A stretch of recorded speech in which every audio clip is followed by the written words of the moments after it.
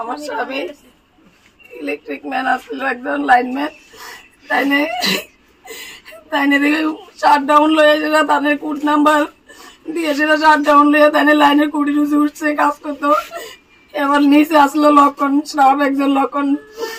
তাইনে shutdown এটা তাইনে না নামতো, মনে কল করে কইছে শাটডাউন এটা উড়াই দিবার লাগা, শাটডাউন এটা উড়াই দিছে। তাইনে ফোন করে লগে লগে উড়াইছে, লগে লগে আমার নামাই দিছে। যখন তার বাবু কইছে এটা কি করছে, লগে লগে নামাই দিছে, আবার বই রেখেছে কাকা।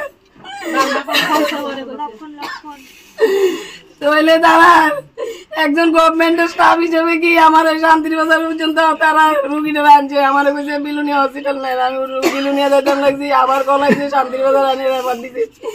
শান্তির বাজার আইছে, তাই না আসে না আমার লগে কয়েকজন স্টাফ আসলো, আমি তো সবাই চিনি না ভাই।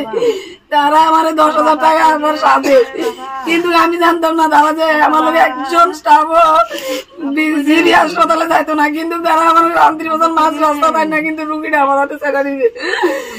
তাই নাকি একজন গভর্নমেন্টের স্টাফ হইয়া, তাই নাকি গভর্নমেন্টের কাছে কোনো ইদান নাই। তারা স্যার আছে অশ্বিন স্যার, অশ্বিন স্যার রাতে 10টা বাজলো, তাই না অনেক সময় ফোন করে কেবল এনে কাজ করো লিটন, এনে কাজ করো, কিন্তু তাই না আজকে কই আমি যে জিবি পর্যন্ত আমি রুগীটা ঘুরেলাম, আমার একবার কল করে দিয়েছি গেছে না।